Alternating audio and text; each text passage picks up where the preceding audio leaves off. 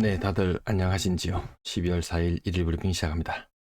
이 시국에, 이 시국에 참 부산을 논하자니 참 아이러니합니다. 그럼에도 불구하고 음, 부동산발 뉴스는 나오네요. 자, 전국이 얼어붙듯 부동산 시장도 얼어붙는다. 이런 뉴스가 이어지고 있습니다. 그 가운데 유동성 무제한 공급, 이거 얼어붙는다 이런 것은 부동산 뉴스는 머니투데이 발이고요.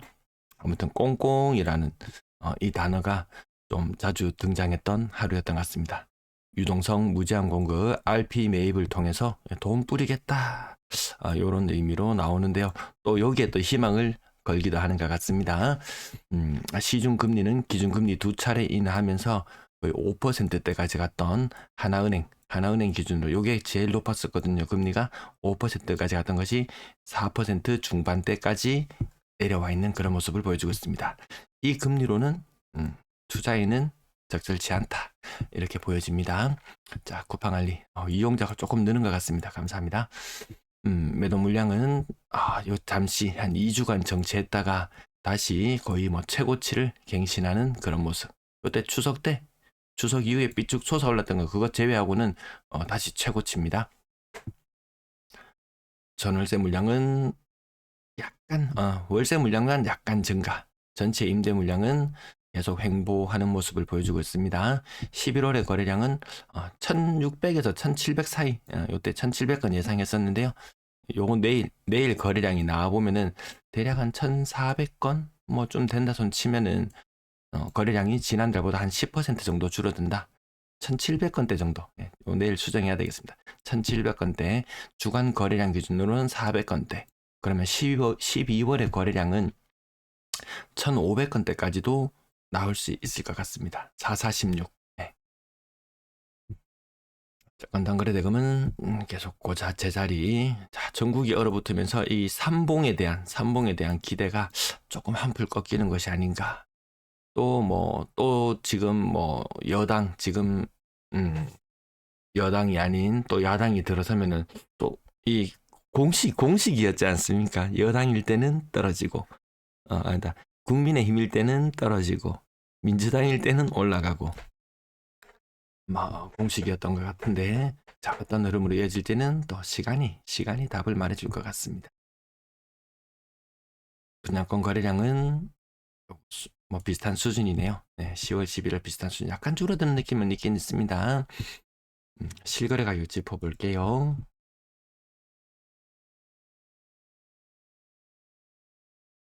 주성 SK뷰, 리더스뷰 74평 거래. 고점 대비 25%. 경남타운 지금 부산 같은 경우에는 삼익비치가 뭐 98층이니 뭐니 이런 이야기가 나오면서 근래 들어서 가격이 좀 오르고 있는데요. 경남타운은 아직까지 그렇게 힘을 받지는 못하는 모습. 좀 비슷하게 놀려고 합니다. 삼익비치랑 우왕 2차 고점 대비 40%, 14억 3천, 14억 3천. 단일 거래는 아니었고 그 이전 거래도 13억 6천, 11억 6천 이런 거래들이 있었네요. 만천삼정 고점 대비 거의 40%. 그래도 조금씩 반등하는 이런 모습. 예. 요것이 금리 늘 말씀드렸지 그렇게 수익률이 큰 부분은 아니더라. 을지멘션 힘을 못 받는 모습. 고점 대비 40% 이상 하락해 있는 모습. 이때 막 10억, 11억, 막 12억 가던 그 시절 참 난리도 아니었습니다. 매물을 내놨다 넣었다 막 그런 모습들 인근에서 좀 지켜봤었네요. 에리나 플레이스 만촌 2년차 접어들면서 7억 4천 직거래건이었고요. 월드마크 웨스트엔드도 계속 많이 떨어져 있는 상태.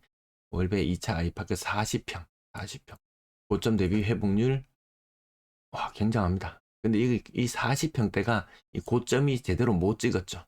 네. 뭐 국평 기준으로도 거의 7억짜리 물건이 있었으니까 실제로 높은 가격에 거래되었다면은 아마 9억 선. 그래서 하락률로 따지면 다 고만고만 비슷하더라.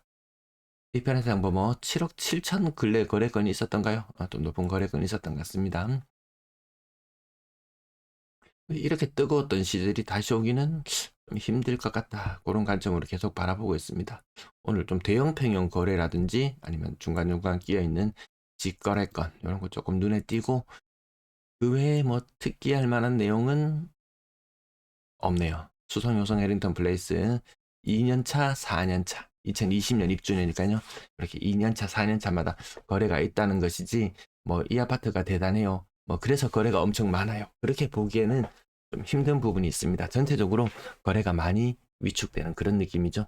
745세대 생각보다 손바뀜이 없다. 누군가는 거래가 꾸준하다 이렇게 이야기할지도 모르겠습니다. 어제 밤 10시에 헬기 소리 막 두두두두두두 헬기 소리 뜨면서 굉장히 좀 저도 위협감을 느꼈습니다. 왜? 제 방송이 뭐 부동산 좀 나름 좀 비판적인 내용을 좀 다루다 보니까 누구는 부정적이다 할 거고 나는 비판적인 시각으로 바라본다 이렇게 하는데 야 나도 이거 못하는 거 아닐까 이런 두려움이 잠깐 엄습하기도 했었네요. 근데 그러면 뭐 좀 기계적으로 읽어드리면 되죠. 부동산 발뉴스나 이런 거 좀 빼고 단순히 숫자만 기계적으로 읽어드려도 충분히 흐름을 파악하는 데는 큰 무리가 없을 걸로 보여집니다. 연경지구는 평당 1,000만 원, 뭐 도남지구는 뭐 한 4억 3, 4천 이렇게 가니까 비슷한 가격이었음에도 불구하고 큰 차이가 있더라. 근데 이때 당시에 연경지구도 이 경쟁률 청약 경쟁률 한 20대 1 정도 됐었던가요? 어디 하나 없이 굉장히 뜨거웠을 때였으니까요. 상인 대성 스카이렉스 평당 1,000만 원. 교외 평당 1,000만 원대 아파트들 많이 눈에 띕니다. 한때 4억, 5억 안 갔던 아파트가 없는 것 같습니다. 자, 가격대 내려올수록 자, 크게 힘을 못 쓰는 모습. 30년 차 이상 넘어가면은 계속 내리막이더라. 그것이 때가 지나면 또 올라가겠지. 비싼 아파트 올라가면 올라가겠지. 그런 느낌보다는 그냥 이제 감가상각을 그냥 당연하게 받아들여야 되는 시점.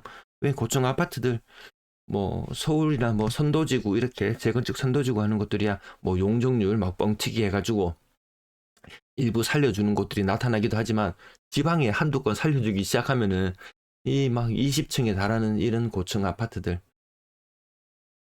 지금도 남아도는 아파트인데 뭐 종상향 이렇게 묶여있는 지역들도 지금 슬슬 움직임을 보이고 있고 무진장 대구 땅이 넓다는 것을 아마 새삼 실감하실 것 같습니다. 자, 실거래 가격 이 정도까지 확인해 보고요. 전세 거래가 10월 달이 와 생각보다 조금 뒤늦게 신고되는 것 때문에 올라가긴 하지만 아직까지는 좀 많이 부족했다. 11월도 전세 거래량이 많지는 않습니다. 자, 지난달과 견줘봤을 때 여기 한 뭐 1,000건 정도 나온다 손 치면은 전세 거래도 계속 조금 약세. 전월세 비중도 딱히 높아지지 않고 전세 가격은 연초에 2억 4천, 지금은 뭐 2억 3천 이 정도 손으로 보면 될 것 같습니다.